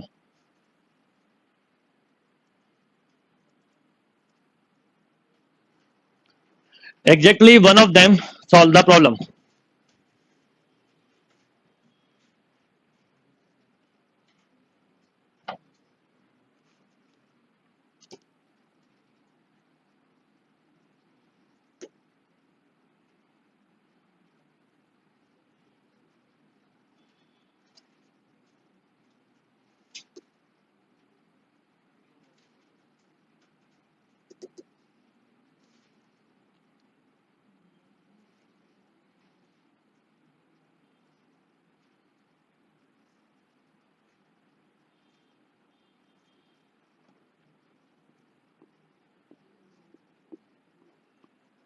Exactly one of them solve the problem. Exactly मतलब समझते हो? बताओ क्या, कि जब ए ने किया होगा प्रॉब्लम तो बी और सी नहीं करेंगे, या आप कोई तरीका नहीं, इसको ऐसे ही करना पड़ता। या हो सकता है ए ने नहीं की है इसलिए बी ने कर दी, और हो सकता बी ने कर दी सॉरी, और सी ने अभी भी क्या है, नहीं की। एग्जैक्टली वन बोला है ना, ए भी नहीं करेगा। और हो सकता है ना ए करे ना बी करे और सी ने प्रॉब्लम सॉल्व कर दी। होता ना, 3 फ्रेंड ने, किसी एक ने कर दी, 2 ने कहा चलो छोड़ो तुमने कर ली, हो गया काम। ठीक, ए और बी पे और सी पे बाहर नहीं आएगा, बिल्कुल सही है। तो ए के करने की प्रोबेबिलिटी कितनी थी? अब मैंने डेटा क्या लिखा था वो बोलना, 2/5, 5/6। ठीक है, बी के ना करने की 1/4, सी के ना करने की 1/6 प्लस, अब कुछ कैंसिल मत करना, डिनोमिनेटर सेम बना रहेगा।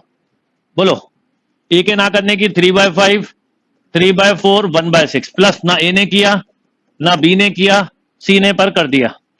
एलसीएम बोलो, 5, 4, 6 का एलसीएम बताओ। 5, 4, 6 का एलसीएम बोलो पहले तो। 120 नहीं, 60। इसमें कॉमन है, 12 5 जा 60, 120 बोलोगे फिर गलत करोगे, वो अभी फर्क नहीं पड़ेगा भले ही 60। एलसीएम हमेशा सही लेना चाहिए। अब बोलो, ये 2 ही रहेगा, ये 9 रहेगा और ये 5 होगा। बोलो यस, यस और नो।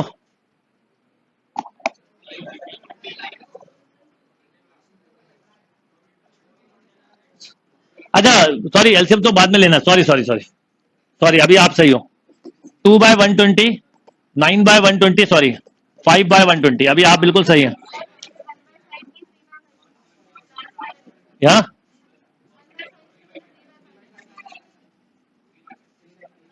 3/5। चलिए अच्छा है, मैंने गलत किया, आप लोगों ने मेरी गलती सुधार दी, और मुझे ये हमेशा खुशी होती है जब बच्चे मेरी गलतियां सुधार देते हैं। तो ये हुआ 120, 2 + 9 + 15, 26/120।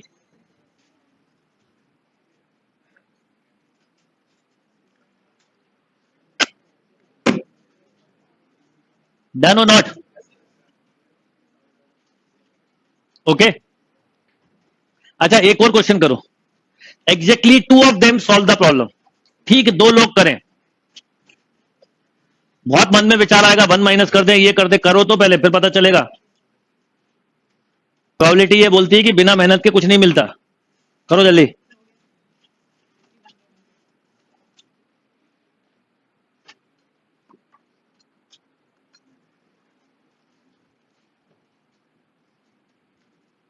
Exactly 2 of them solve the problem.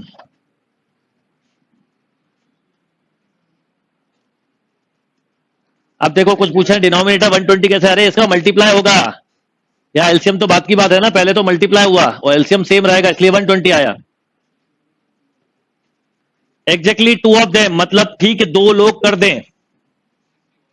अब 2 लोग कर दें मतलब ए भी करे, और देखिए ऐसा हो सकता है कि ए ने किया हो, कॉम्बिनेशन है, और बी ने भी किया हो पर सी मक्कारी कर रहा है, या फिर या ऐसा या है, इसलिए आप ऐसा नहीं सोच सकते सी मक्कार है, मक्कार कोई भी है पर एक है। अब बोलो, ए ने नहीं किया, नहीं ए ने किया, बी ने नहीं किया, बी ने नहीं किया और सी ने कर दिया। हो सकता है ए ने मक्कारी दिखाई और बी और सी एक्टिव हो गए। क्यों भाई, यस और नो? बोलो आंसर। 2/5, 3/4, 1/6, 2/5, 1/4, 5/6, 3/5, 3/4, 5/6। एलसीएम अभी भी 120 आएगा, वो 120 आएगा। बोलो 6 + 10 + 45, 61/120। यस और नो? सभी को क्लियर है?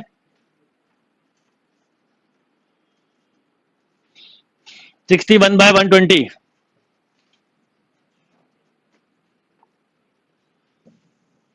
अब मैं आपसे पूछता हूं कि सबसे पहले ऑल ऑफ देम का आंसर क्या निकाला था आपने, बताओ। 1/4। यस और नो? 1/4 मतलब 30/120, ऐसा बोल सकते हो। क्यों? एग्जैक्टली 1 का क्या निकाला था, अभी करा था? हाँ, 26/120, 2 ऑफ देम।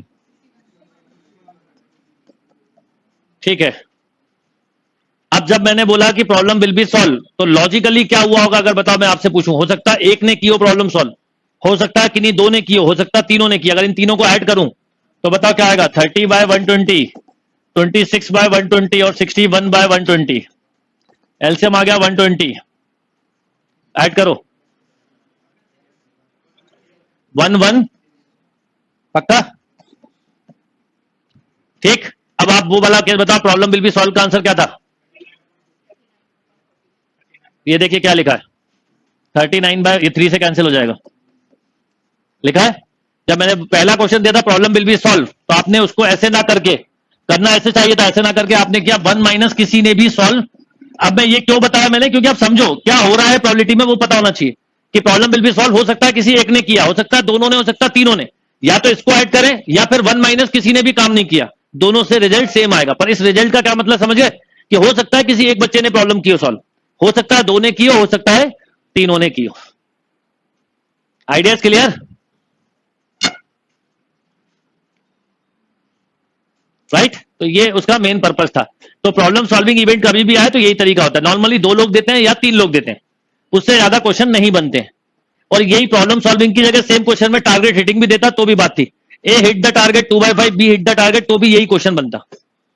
ठीक, कोई कंफ्यूजन? चलो आगे बढ़ते हैं।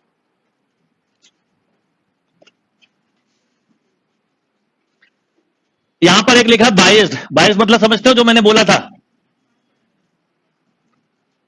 ठीक है, ये वर्ड आपने घर में कई बार सुना होगा, माँ बाप अक्सर बोलते हैं, कोई एक बच्चा, जैसे माँ किसी बच्चे का पक्ष लेती है या पिता किसी बच्चे का पक्ष लेता है, तो उसको बोलते हैं तुम तो इसके हमेशा फेवर में बोलोगे, तुम्हें तो इसके खिलाफ कुछ सुनना ही नहीं है ना? तो वो बायस मतलब ये, अनबायस मतलब फेयर।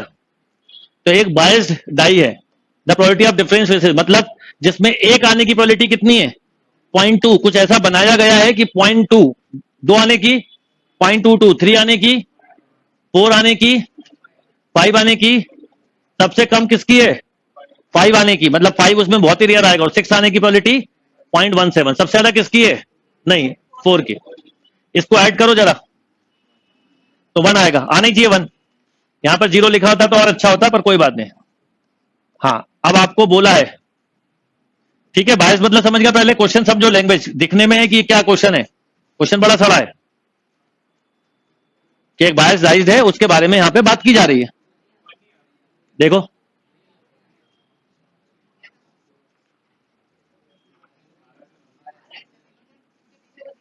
मैं बताता हूं क्यों नहीं आ रहा, क्योंकि कुछ बच्चों ने इसे 0.5 लिख लिया, ये 0.05 है मेरे बच्चे। अगर 0.5 लिख लिया है तो 0.45 ज्यादा आ रहा होगा, 1.45 आ रहा होगा कहीं होगा। अगर इसका समेशन 1 नहीं आ रहा तो ये क्वेश्चन गलत हो जाता, क्योंकि 6 में से कुछ ना कुछ तो आएगा, हवा में थोड़ी लटका रहता है कि डाइस को थ्रो किया, ये जब भी हो सकता है जब हवा में, जैसे आप बोलते हो ना हेड और टेल आने के चांस कितने? 1/2, 1/2। कोई बोले खड़ा कॉइन आ गया, है ना? कुछ होशियार होते हैं कि पिताजी ने बोला पढ़ाई कर लो, तो बोले ठीक है कॉइन लेके आओ, टास्क करेंगे। हेड आया तो खेलने जाऊंगा, टेल आया तो टीवी देखूंगा, खड़ा कॉइन आया तो पढ़ाई करूंगा। ठीक है, तो पिताजी भी बोलते ठीक है आ जाओ, मैं तुम्हें खड़ा करके बताता हूं खड़ा कॉइन कैसे आता है ना? तो अब सुनिए, इसमें बोला है कि the die is toss and you are told, मतलब आप बता रहे हो एक डाई को टॉस करने के बाद कि क्या आया, 4 या 5। आपने बोला क्या क्या आया, 4 आया या 5? 4 आने की प्रोबेबिलिटी, 5 आने की कंडीशनल प्रोबेबिलिटी बोलते हैं इसको, पर एक्चुअल में क्या है? 4। तो 4 आए तो 4 ऊपर ले लो, बस खत्म। तो 0.25 अपॉन 0.30 यानी 5/6, इसे बोलते हैं कंडीशनल प्रोबेबिलिटी। तो इसमें कंडीशन को दिमाग में रख के क्वेश्चन किया जाता है, इस टाइप के क्वेश्चन आएंगे, अभी बताऊंगा।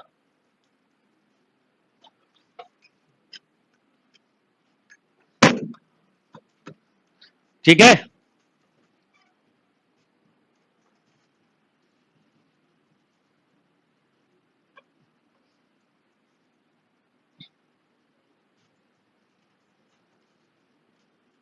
और कई लोग कंफ्यूज होंगे, ये म्यूचुअली एक्सक्लूसिव इवेंट है कि नहीं? ये म्यूचुअली एक्सक्लूसिव इवेंट है। ये क्या नहीं है? ये इक्वली लाइकली इवेंट नहीं है। पढ़ाया था ना मैंने इक्वली लाइकली, क्योंकि हर नंबर के चांस अलग अलग है। तो बेसिकली इक्वली लाइकली, म्यूचुअली तो है, 1 आ गया तो 2 नहीं आएगा, 2 आ गया तो 3 नहीं आएगा, 3 आ गया तो 4 नहीं आएगा, 4 आ गया तो 5 नहीं आएगा, 3 आया होगा तो बाकी नंबर नहीं आएंगे, तो म्यूचुअली है। तो कई लोग कंफ्यूज आते हैं, म्यूचुअली का मतलब होता है कोई एक की बात करी जाए, और जब 2 की बात की जाती है तो देखो समझो, मैं आपको एक बार समझाता हूं। म्यूचुअली वर्ड कब होता है, नॉन म्यूचुअली कब होता है, इंडिपेंडेंट कब होता है, डिपेंडेंट कब होता है। मेरे पास अगर एक ही कॉइन है, कितनी? एक ही कॉइन है, तो ये म्यूचुअली कहलाएगा। हेड आ गया तो, टेल आ गया तो, ये म्यूचुअली हो गया। और म्यूचुअली में ही नॉन म्यूचुअली निकल सकता। कैसे? एक ही डाइस है, समझना, मेरे पास एक ही डाइस है, डाइस पे क्या क्या आते हैं 1 2 3 4 5 6। मैं आपसे बोलूं कि इवन नंबर आए 2 4 6, मैं आपसे बोलूं ऑड नंबर आए, मैं आपसे बोलूं प्राइम नंबर आए, मान लो थोड़ी देर के लिए, तो ये बेटा कैसा इवेंट है? ये दोनों म्यूचुअली, क्योंकि इवन आ गया तो ऑड नहीं आएगा, ऑड आ गया तो इवन, ये दोनों नॉन म्यूचुअली। जहां पर म्यूचुअली होने की संभावना होती है उसी एग्जांपल में या उसी तरह की चीज में नॉन म्यूचुअली होगा। बात समझ में आ गया? ये नॉन म्यूचुअली हो गया, क्यों? क्योंकि 2 आ गया तो प्राइम भी हो गया और इवन भी हो गया, 3 5 आ गया तो ऑड भी हो गया और इंडिपेंडेंट डिपेंडेंट कब होता है आप समझना। अगर मैं आपको 2 कॉइन दे दूं, जैसे ही 2 या 2 से ज्यादा आता है, बस समझ जाओ इंडिपेंडेंट की बात होनी स्टार्ट हो गई, क्योंकि 2 कॉइन को थ्रो करने पे दोनों कॉइन का रिजल्ट कैसा है? ऐसा नहीं होता इस कॉइन को थ्रो किया, ये कॉइन लगातार नजर बनाया, वो उस पे हेड गिरा, मुझे टेल लाना है। ये तो इंसान कर सकता है, कॉइन नहीं कर सकता। बात समझ में आई? दोनों कैसे हैं? मतलब इसके रिजल्ट से इस पर या इसके रिजल्ट से इस पर कोई इफेक्ट आता है? प्योरली इंडिपेंडेंट इवेंट है। क्लियर है बात? अगर आपके पास 2 डाइज हैं तो इन डाइस के रिजल्ट कैसे हैं? इंडिपेंडेंट। इस डाइस से इसका कोई लेना देना नहीं, इस पे क्या नंबर आता है उसको देख के ये नंबर नहीं ला सकता, है ना? दोनों को थ्रो किया, हो सकता है दोनों पे 1 आ जाए, हो सकता है दोनों पे 2 आ जाए, हो सकता है एक पे 1 एक पे 2 ऐसे कुछ भी आ जाए। This is called independent. और डिपेंडेंट जो है वो कंडीशन के साथ होता है, वो भी बताऊंगा एग्जांपल। पहले समझ में आया? अच्छा, अब आपको मैंने जब ये चारों चीजें लिखवाई थी, mutually, non mutually, independent, dependent, तो उसके ऊपर एक वर्ड लिखवाया था इक्वली लाइकली। तो जब कभी भी वाइज वर्ड यूज होता है तो इसका मतलब है इक्वली लाइकली इवेंट नहीं है, बायस्ड है, मतलब वो किसी को फेवर कर रहा है। बायस्ड मतलब फेवरिंग करना, अनबाइस्ड मतलब फेवर नहीं करना। तो इसका मतलब केवल इतना होता है, तो हर कहीं कुछ भी मत लगा देना दिमाग, है ना? और कई जगह 90% जगह तो ये दिमाग भी नहीं चलाना पड़ता कि इंडिपेंडेंट डिपेंडेंट है म्यूचुअली, हम खुद ही दिमाग चला के कंफ्यूज कर लेते हैं अपने आप को। ये भी एक कॉमन प्रॉब्लम है। समझ में आ गई बात? समझ में आ गई? तो यहां पर ये अनबाइस्ड है, मतलब सॉरी बाइस्ड है, मतलब इक्वली लाइकली नहीं है। हर कोई नंबर आने के चांसेस कैसे हैं? अलग अलग है। कुछ ऐसा बनाया, मैंने आपको एग्जांपल भी दिया था कि कुछ डाइस मार्केट में ऐसे आते हैं जिनको बनाया ही ऐसा जाता है, जो कि कुछ पर्टिकुलर, जैसे आपने महाभारत में सुना होगा कि शकुनी के जो पासे थे वो उसकी भाषा सुनते थे, मतलब वो उसने कुछ ऐसा कर रखा था कि जो नंबर वो बोलता था वही आ जाता था। आप भी चाहो तो कर सकते हो, पर यह है उसके लिए कि डाइस लो और वही खेलते रहो। कुछ दिनों बाद आपकी भी महारत हो जाएगी कि 5 तो 5 ही आएगा, 6 तो 6, क्योंकि वो आपकी लैंग्वेज या आपकी भाषा सुनने लगेगा। और ये बात केवल डाइस के लिए अप्लाई नहीं होती, ये बात जीवन के हर मोड़ पे अप्लाई होती है कि आप अगर प्रैक्टिस करने लगोगे, जैसे आज आपको मैथ्स में कितनी भी तकलीफ हो, ऐसे प्रैक्टिस करो कि मैथ परेशान हो जाए आपसे, आपके पास कोई भी मैथ्स का क्वेश्चन आ जाए आप सॉल्व कर दो। पर उसके लिए आपको क्या करना पड़ेगा? समय देना पड़ेगा। आपने देखा होगा कुछ लोग प्लेइंग कार्ड खेलते हैं, कई लोग गड्डी अच्छे से फेंट भी नहीं पाते, और कुछ ऐसे करते हैं कि हम सोच भी नहीं पाते। कैसे? क्योंकि वो गड्डी हाथ में लेके क्या करते रहते हैं? प्रैक्टिस करते रहते हैं। स्पेशली मैजिशियन, वो ऐसे भी उड़ा रहे हैं, वो कर रहे हैं, एक भी कार्ड नहीं गिरता ना। मेरे से कितने गिर रहे हैं? क्योंकि मैंने उसकी प्रैक्टिस ही नहीं की। यस, मैं आपको निकाल के दिखा रहा हूं, गिरते जा रहे हैं। वो ऐसे 100 कार्ड भी करते हैं। इस मीन्स की प्रैक्टिस। तो अगर आप चाहते हो कि मैथ्स में कोई भी टॉपिक बने, तो इतनी प्रैक्टिस कर डालो कि फिर आने दो कोई भी गाइड आपसे बन जाए। तो वो प्रैक्टिस ही है जो आपकी, वो फिर आपकी लैंग्वेज सुनने लगेगा। तो आपको अपना बनाना पड़ता है उसको। जब तक कोई चीज आपको अपनी नहीं बनाओगे आप, आपकी बात नहीं सुनेगी। जैसे कई लोग गाड़ी चलाते हैं ना, 2 व्हीलर स्पेशली, उनकी गाड़ी के ब्रेक काफी खराब होते हैं, पर वो उनको कोई दिक्कत नहीं होती। होता है ऐसा, क्योंकि मेरे साथ हुआ। मैं कभी कभी आपकी बाइक ले जाता हूं और मैं सर फोड़, कई बार ऐसा लगता है क्या हो गया, ये तो पता नहीं कहां रुकेगी जाके। तो पर जिस जो चला रहा होता है उसकी लैंग्वेज, उसकी वो गाड़ी जो है ना, उसकी आवाज सुनती है, उसे पता है गाड़ी को कि इसको कहां रुकना है, पर वो मालिक की बात ही सुनेगी, है ना? जानवरों को भी देखा ना आप, अगर ट्रेन कर दो तो वो आपकी आवाज सुन लेंगे, कोई नया आएगा तो भौंकेंगे। तो वैसा ही है, इसलिए मैंने डॉगी टेस्ट रखा, उसे अपना बनाओ, उसको प्यार करो आप थोड़ा, तो उसके लिए पर मेहनत लगेगी बहुत। तो जब आप अपना बना लोगे, आप इसलिए पढ़ रहे हो मैथ्स की सिलेक्ट होना है, मैं बता रहा हूं आपको आधी मैथ्स आएगी नहीं, आप इसलिए पढ़ो कि नॉलेज गेन करना है, बस ये सोच के पढ़ते रहो, बाकी सब हो जाएगा। चलो, तो क्लियर है बात? तो म्यूचुअली और नॉन म्यूचुअली का लॉजिक समझ में आ गया। एक के बाद दूसरे की संभावना खत्म तो म्यूचुअली, एक के बाद दूसरे की संभावना हो तो नॉन म्यूचुअली। पर ये दोनों किसी एक के लिए होता है। एक मतलब एक क्वाइन, एक डाइस, जब भी सिंगल, पास और फेल कैसा है? Mutually exclusive. पास हो गए तो फेल नहीं हो सकते, फेल हो गए तो, 2 लोग हैं, 2 बच्चे हैं, दोनों के रिजल्ट आपस में इंडिपेंडेंट है, क्योंकि पहले के पास होने से दूसरे पे या दूसरे के पास होने से पहले पे फर्क नहीं पड़ता, अनलेस एंड अनटिल कि आप उसके ऊपर डिपेंड हो जाओ, है ना। ये अलग बात है। जैसे आपने देखा ना, कई बच्चे स्कूल में बहुत टॉप करते हैं और 10th के बाद एकदम फेल होने लगते हैं। पूछा जाता है क्यों, तो पता चलता है रिसर्च में कि वो जो टॉप कर रहा था ये क्लास का सेकंड बच्चा है, पर ये हमेशा फर्स्ट के पीछे बैठता था। बोर्ड एग्जाम में दोनों अलग अलग बिठा दिए, और जो इसके आगे बैठा था सेकंड वाले के और पीछे बैठा था, वो दोनों ही इसको देखने में लगे, तो ये उन दोनों को, तो पूरा पेपर ऐसे ही निकल गया देखते ही देखते। तो समझ में आ गया। हाँ, चलिए अगला क्वेश्चन।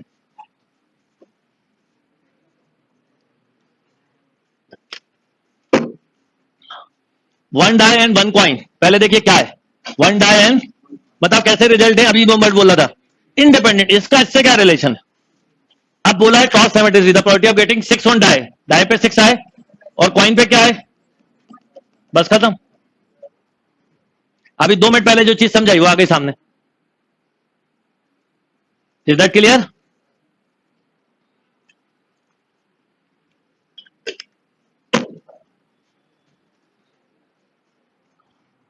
आगे बढ़े।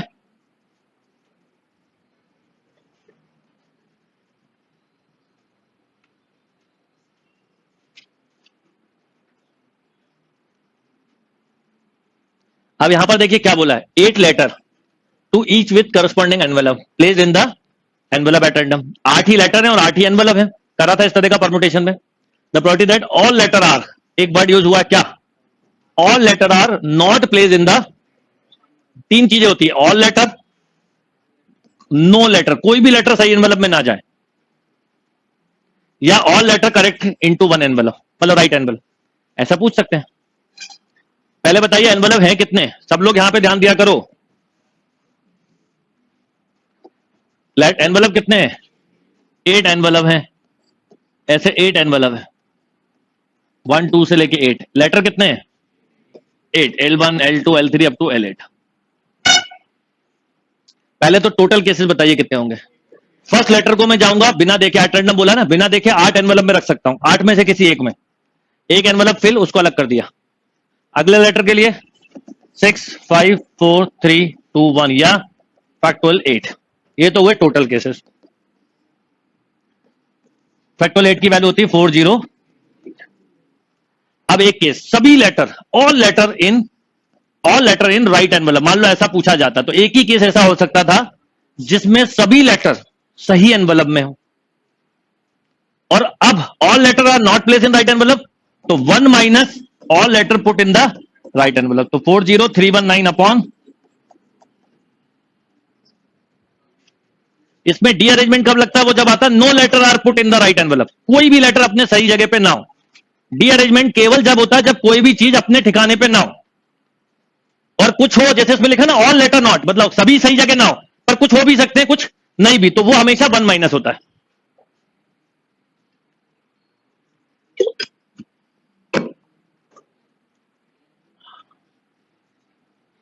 ओके,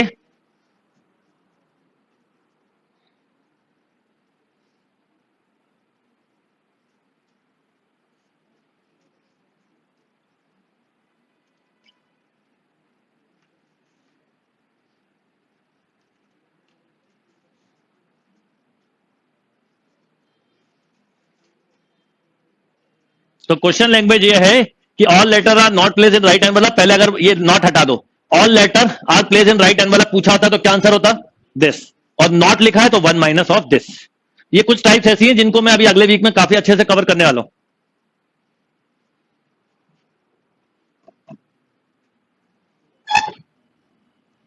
देखिए क्या लिखा है, जैसे ही वर्ड क्या आया 2, तो 2 डाइस की बात कर रहे हैं, और उसमें बोला है the probability of getting odd number on 1 and multiple of 3 on other. ये क्वेश्चन ऐसा है जिसमें 99% लोग मिस्टेक करके आते हैं, एक्सेप्ट इम्पीटस गुरुकुल स्टूडेंट, या जिनने मेरे तरीके से, बहुत टीचर हैं जो ऐसे पढ़ाते हैं जैसे मैं पढ़ाता हूं, किसी ने ऐसे पढ़ाया तो नहीं करेंगे, नहीं तो लोग गलत कराते हैं।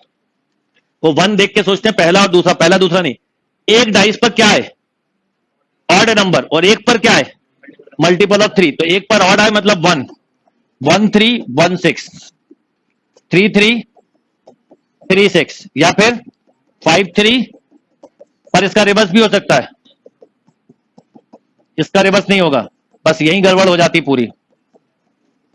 बोलो कितने केस बाय।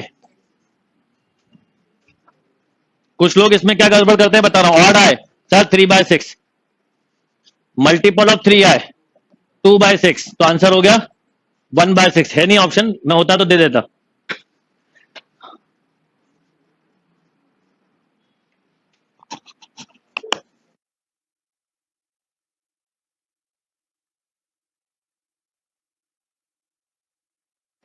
आपको बोला है 2 dice are thrown, the probability of getting odd number on one and multiple of 3 on other। एक किसी एक पर, फर्स्ट नहीं लिखा, फर्स्ट लिखा था तो अलग बात है, किसी एक पर 3 के मल्टीपल आए और किसी एक पर ऑड नंबर आए।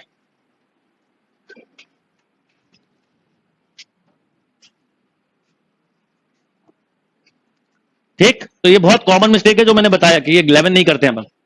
चलो फटाफट करते हैं।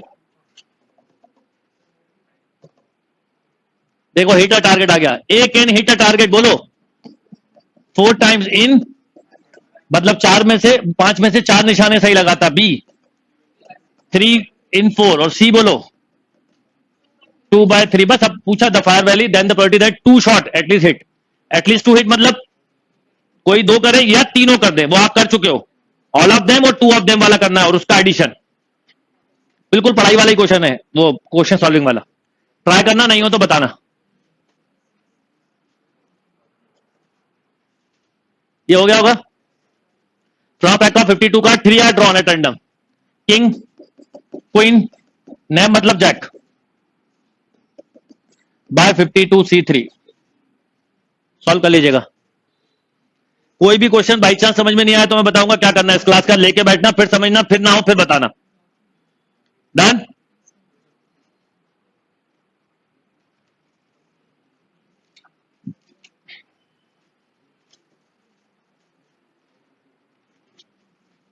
ओके, ये वही है, ओनली वन ऑफ देम, हमने काफी करा था उसमें।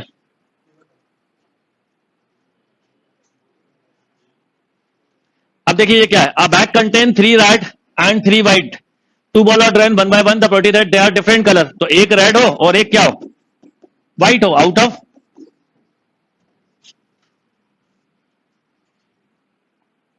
कोई भी क्वेश्चन बाई चांस नहीं आया तो क्या करना है वो बताया मैंने आपको। डन।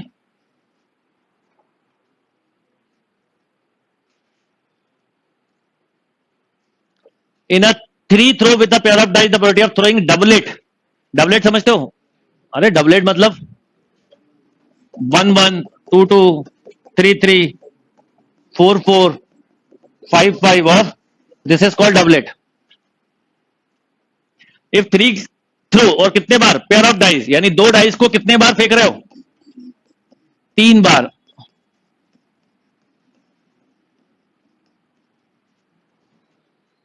और बोला डबलेट एटलीस्ट 1, मतलब कम से कम एक बार डबलेट आए। मैं बोलूं एक बार भी डबलेट ना आए,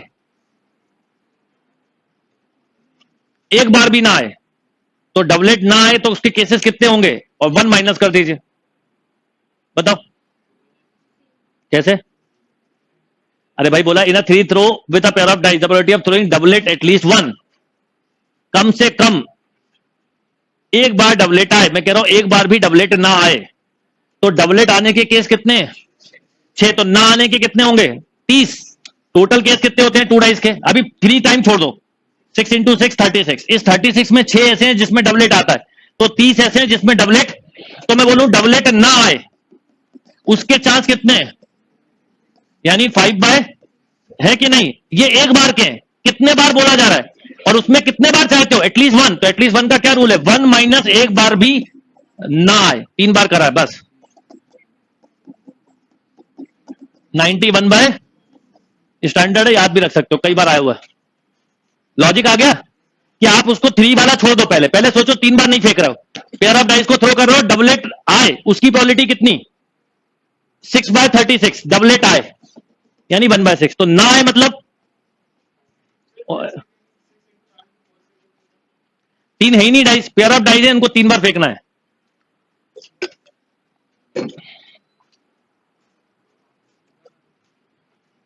अरे ये वाले सारे क्वेश्चन दोबारा भी आएंगे शीट में, मुझे पता है, मैंने आपको जो शीट दी उसमें कई सारे में है। 300-400 क्वेश्चन करवाऊंगा ना, फिर कोई भी गाइड सॉल्व करना, आधे वही मिलेंगे। मैं आपसे बोल रहा हूं कि डबलेट आए, उसकी प्रोबेबिलिटी कितनी? आप बोलते हो सर 6/36 यानी 1/6। ना आए 5/6। और ऐसा कितने बार करा? 3 बार, और 1 माइनस कर दिया। क्यों? क्योंकि कम से कम एक बार चाह रहा है वो। सोचने वाला क्वेश्चन है बस।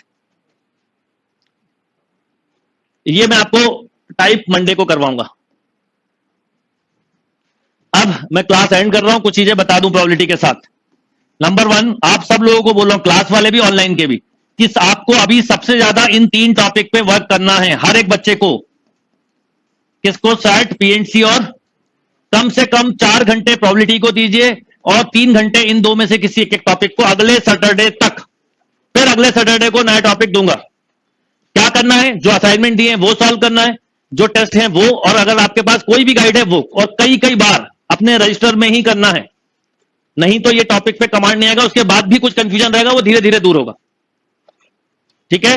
दूसरा, आपको मैंने प्रोबेबिलिटी के 3 टेस्ट दिए, तीनों के सॉल्यूशन बनाइए अपने रजिस्टर में। आंसर्स नहीं है ना मैं देता हूं पेपर के साथ में, हमेशा यही करता आ रहा हूं। मेरी वो नेचर में था, क्योंकि एग्जाम में कोई आंसर की थोड़ी आती है साथ में कि क्वेश्चन की आंसर की से मिला है, क्वेश्चन की आंसर की से मिला है, ऐसा होता है। तो आदत भी वही रखिए। तो आपको तीनों असाइनमेंट सॉल्व करना रजिस्टर में। मंडे को, अगला वीक मंडे, ट्यूसडे, वेडनेसडे में आइडिया दे रहा हूं। संडे टेस्ट का एनालिसिस, TWPT 1 का एनालिसिस, TWPT 2 का एनालिसिस। इसके बाद नई शीट दूंगा। इस बीच में आपको इन्हीं मटेरियल को बार बार सॉल्व करना है। सभी लोग इस बात का ध्यान रखें, इसमें गड़बड़ ना करें। TWPT अभी अपलोड नहीं हुई तो मैं अपलोड करवा दूंगा। और अभी मैंने सेशन इस वीक में 22 के लिए एक सेशन लिया था मास्टर प्लान का। आज इवनिंग में, अभी अपलोड नहीं है, इवनिंग में अपलोड करूंगा। 23, 24 के लिए भी मैं एक स्पेशल सेशन लूंगा। 23, 24 का, 22 का ऑलरेडी ले चुका हूं। अभी जूम सेशन की जरूरत नहीं है, जब मुझे लगेगा तो जरूर लूंगा। रिलेशन नहीं करना है, सेट थ्योरी अकेला करना है। डॉगी टेस्ट केवल उनको देना है जो नए बच्चे हैं, उनको अभी पुराने डॉगी टेस्ट नहीं देना, नए देना है। नए बच्चों को, पुरानों को डॉगी सभी को देना है, पर पीछे के टेस्ट मत दीजिए अभी आप लोग।